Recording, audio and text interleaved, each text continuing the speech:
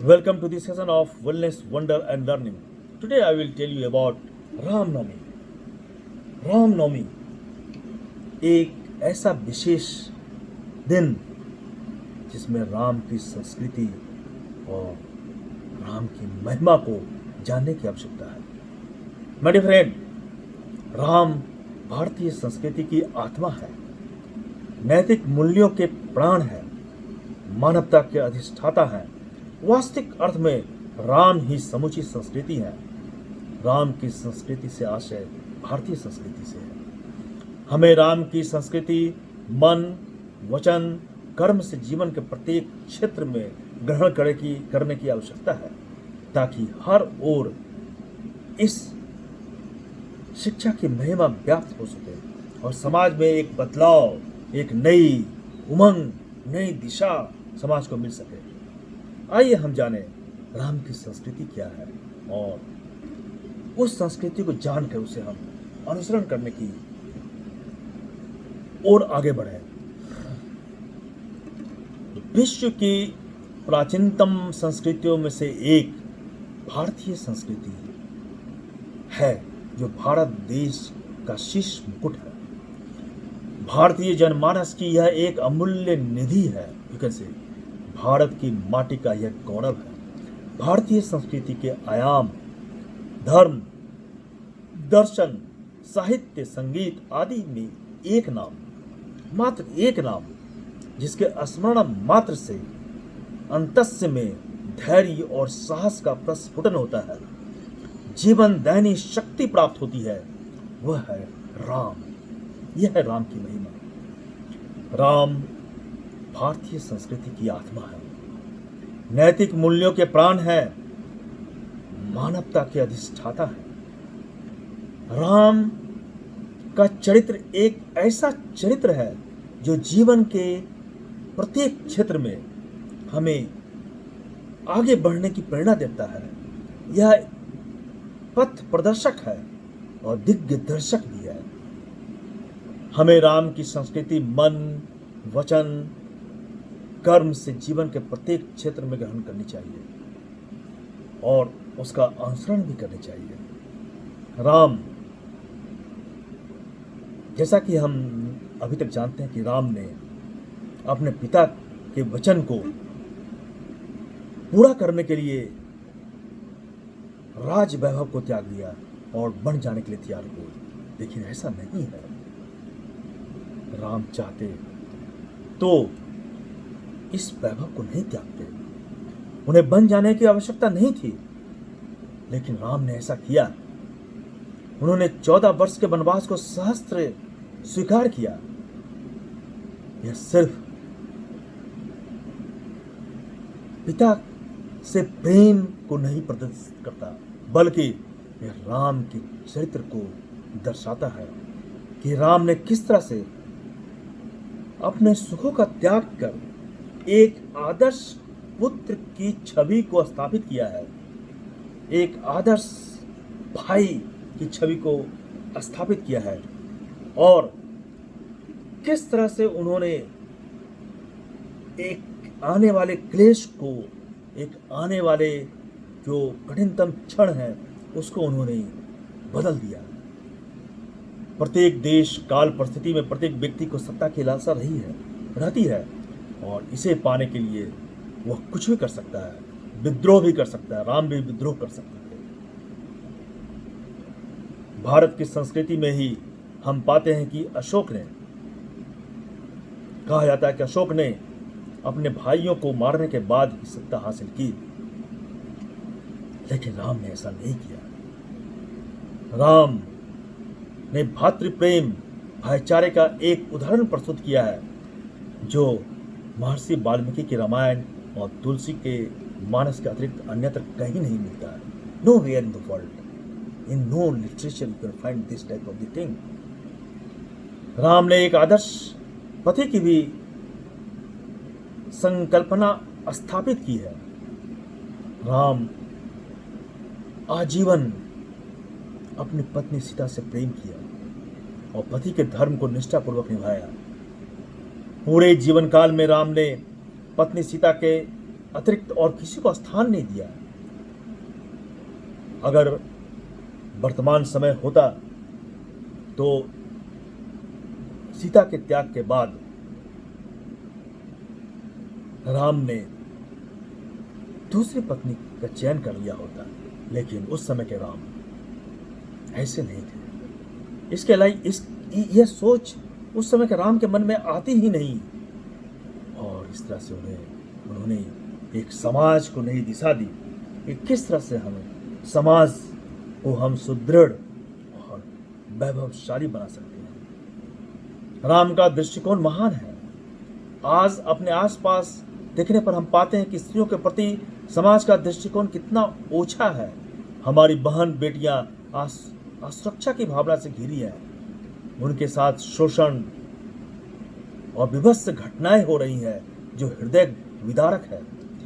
यदि समाज में राम के इस गुण का अनुपालन किया जाए, अनुसरण किया जाए, तो सचमुच राम राज्य आ जाएगा। राम ने अपने पूर्ण जीवन काल में अपनी पत्नी सीता के अतिरिक्त किसी अन्य स्त्री की ओर आंख उठाकर नहीं देखा। नारी सम्मान के प्रति सदैव संकल्पबद्ध रहे। नारी के उद्धार के लिए वे प्रतिपल प्रतिबद्ध रहे। अहल्या का प्रसंग ये इंगित करता है। रामायण में जितने भी नारी पात्र हैं, उन समस्त नारी पात्रों के साथ राम ने सदैव आदरपूर्ण व्यवहार किया है। राम ने मनुस्मृति के सुलेख यतत्र नार्यस्तु पूज्यन्ते रमन्ते तत्र देवता यततास्तु न पूज्यन्ते सर्वास्त्रा फलाह क्रिया को जीवन में ज्यों का त्यों चरितार्थ किया है। राम ने इस तरह का उदाहरण क्यों प्रस्तुत किया? उस तरह की संस्कृति में, उस समय में स्त्रियों के प्रति वह सम्मान नहीं हुआ करता था। हम अगर गहराई से देखें तो उस समय में स्त्रियों को वह सम्मान नहीं प्राप्त था। किस तरह से स्त्रियां उस समय प्रताड़ित होती थी, वो राम ने देखा, राम ने महसूस भी किया। अहल्या का प्रसंग इसका एक उदाहरण है। अहल्या की कोई गलती नहीं थी, लेकिन उससे समाज से बहिष्कृत किया गया।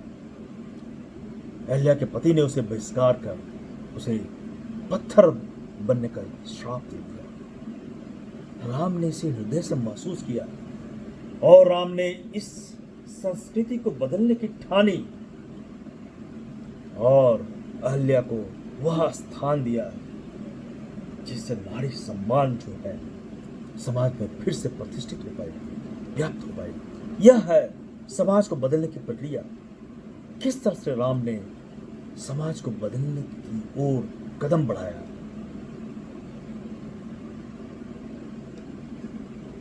राम ने आदर्श राजा का वह चरित्र अपने हमारे समक्ष प्रस्तुत किया है जिसने राम राज्य की स्थापना की।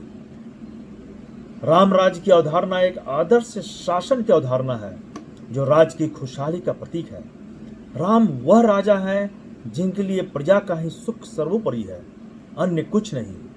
और इसके लिए समय आने पर वे अपनी जीवन संगनी सीता, जो कि एक पौराणिक ग्रंथों के अनुसार उस समय गर्भवती थी, उन तक का परित्याग कर दिया। इस बात पर कहीं कहीं लोगों में मतभेद भी है और राम को कटघरे में भी खड़ा कर देते हैं। सर्वप्रथम यह कि राम कोई साधारण प्राणी नहीं अपितु भगवान विष्णु के अवतार थे। स्वाभाविक है उन्होंने सीता, जबकि स्वयं मां लक्ष्मी का अवतार थी, की वस्तुस्थिति ज्ञात थी, परंतु उन्होंने प्रजा के हित के लिए निर्णय लिया। राम वास्तव में एक लोकतंत्र की सच्ची परिभाषा है। निसंदेह सीता का परित्याग एक सामान्य घटना नहीं है, पर इस पर रोष होना आम बात है। यहाँ पर यह भी ध्यान देने की आवश्यकता है कि राम ईश्वर के अवतारी थे। जो ईश्वर की लीला जानता है वही समझ सकता है कि राम के अवतार में ईश्वर की यह लीला इस बात का संकेत है, एक राजा के रूप में राज्य के सुख चैन के लिए यदि अपना सर्वस्व भी दांव पर लगाना पड़े तो पीछे नहीं हटना चाहिए। यह है उस समय के समाज को बदलने की प्रक्रिया। राम ने उस समय के समाज में यह स्थिति देखी कि किस तरह से लोग पत्नी के मोह के वशीभूत होकर समाज की भलाई की ओर ध्यान नहीं देते, समाज को एक नई दिशा नहीं दे रहे थे। राम ने इसे बदलने की कोशिश की और उन्होंने इसे किस तरह से बदला, स्वयं को उदाहरण के रूप में प्रस्तुत करके। यह एक बहुत ही महान स्थिति है, महान नैतिकता है जो कि राम ने प्रस्तुत किया। खुद अपने जीवन में इसे अपनाकर राम ने उस समय की संस्कृति को बदल दिया। इसी की आवश्यकता है, तभी समाज का उत्थान हो सकता है। राम की संस्कृति में जीव प्रेम, जीव दया का भी विशेष महत्व है। राम जीव प्रेम, जीव दया के पर्याय हैं। वनवासी जीवन में उनका पशु पक्षियों से मित्रवत व्यवहार रहा। वे सीता के रावण द्वारा ग्रहण किए जाने की घटना के समय वन में विचरण करने वाले खग मृग से अपना दुख साझा करते हैं। जटायु द्वारा सीता को बचाने के प्रयास में घायल होने पर घायल जटायु को अपनी गोद में रखकर उसकी सेवा शुश्रूषा करते हैं। जटायु के उनकी गोद में प्राण त्याग देने पर पिता समझकर उसका अंतिम संस्कार और पिंड दान करते हैं। यह है पशु पक्षियों के प्रति प्रेम का अनूठा उदाहरण। सेतु निर्माण के दौरान एक गिलहरी द्वारा अपने शरीर पर अपने सामर्थ्य अनुसार समुद्र की रेत को चिपकाकर सेतु पर जाकर झाड़ देने के कार्य का सम्मान कर राम ने उसकी पीठ पर हाथ फेर कर अपना आशीष दिया। यह इस प्रसंग का घोतक है कि हमें हर एक से अपनी सामर्थ्य के लिए सहयोग के प्रति आदर भावना रखनी चाहिए। कितना भी छोटा सहयोग क्यों न हो, हमें उसका आदर करना चाहिए। उनकी सेना वानर सेना थी तथा पक्षी कुल के अनेक जीवों की सहभागिता से उन्होंने लंका पर चढ़ाई की और विजय पाई। राम की संस्कृति में उनके लोक नायक होने का साक्ष्य मिलता है। राम के नेतृत्व का अद्भुत कौशल का दर्शन हमें प्राप्त होता है। उनके प्रबंधन की योग्यता थी। उनके मित्रगणों पर प्रेम, विश्वास, यथास्थिति उन्हें नेतृत्व का अवसर प्रदान कर उन्हें 100 योजन का समुद्र पार कर लंका पर विजय प्राप्त करने की ओर एक कदम यह प्रदर्शित करती है कि राम ने किस तरह का नेतृत्व किया। राम एक सच्चे मैत्री भाव को परिभाषित करते हैं और बताते हैं कि जीवन में मित्र कैसा होना चाहिए। राम ने सुग्रीव से मित्रता करने के पश्चात उसके भाई बाली का वध करके उसकी पत्नी से उसका मेल कराया और सुग्रीव को अपना राज्य वापस दिलाया। राम की दृष्टि में सच्चे मित्रों के दुख साझा करने की जो यह अनूठा प्रयास है, यह कहीं नहीं देखने को मिलता है। ऐसा तथा कथित मित्र जो मुंह पर तो प्रिय बोले परंतु पीछे बुराई करे, हमें ऐसे मित्र से दूर रहना चाहिए। लंका विजय के पश्चात राम विभीषण को लंका सौंप देते हैं। भाई लक्ष्मण के कहने पर क्यों न लंका में ही रहा जाए, वह उत्तर देते हैं, अपि स्वर्णमयी लंका न मे लक्ष्मण रोचते, जननी जन्म भूमिश्व स्वर्गाद दपि परियसी। राम का यह कथन मातृभूमि के प्रति उनके अनन्य अगाध प्रेम को प्रकट करता है, प्रस्तुत करता है। इसके आगे सोने की मढ़ी हुई लंका भी कुछ नहीं है। तो उन्होंने वैभव, धन, संपत्ति को भी उतना महत्व नहीं दिया जितना कि उन्होंने अपने जन्मभूमि का महत्व दिया। उन्हें जन्मभूमि का उद्धार करना था, एक उदाहरण समाज में प्रस्तुत करनी थी, ताकि जो उन्होंने समाज में देखा है वो बदल सके, उसमें उत्थान आ सके, समाज में बदलाव आए, समाज में एक आदर्श स्थापित हो। राम प्रकृति के प्रेमी है।